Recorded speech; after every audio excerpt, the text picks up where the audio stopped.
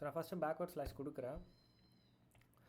இது ஒரு டிஃப்ரெண்ட்டான சினாரியோவாக இருந்தது. ஸோ பேக்வர்ட் ஸ்லாஷில் இங்கே பார்த்தீங்கன்னா சிங்கிள் கோடு முன்னாடி இருக்குது, அதுக்கப்புறம் பேக்வர்ட் ஸ்லாஷ்க்கு அப்புறம் எதுவுமே இல்லை. ஸோ தட் மீன்ஸ் என்னென்னா இவங்க இங்கே வந்து சிங்கிள் கோடும் யூஸ் பண்ணல, டபுள் கோட்டும் யூஸ் பண்ணல, டேரெக்டாக 2ன்ற நம்பர் வந்து அங்கே யூஸ் பண்ணுறாங்க. ஓகேவா? ஸோ இங்கே வந்து நம்ம கொரிஸ் எதுவுமே வச்சு நம்ம ட்ரை பண்ண முடியாது, அதாவது கொட்டேஷன்ஸ் அந்த மாதிரி வச்சு எதுவும் ட்ரை பண்ண முடியாது.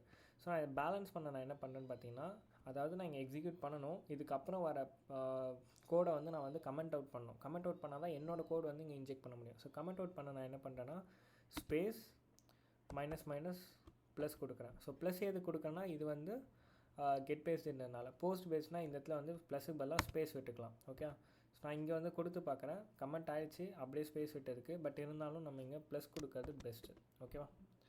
இல்லைன்னா ஆல்டர்னேட்டிவ் என்ன இருக்குதுன்னு பார்த்தீங்கன்னா ஸ்பேஸ் ஹேஷ் கொடுக்கலாம். ஓகே,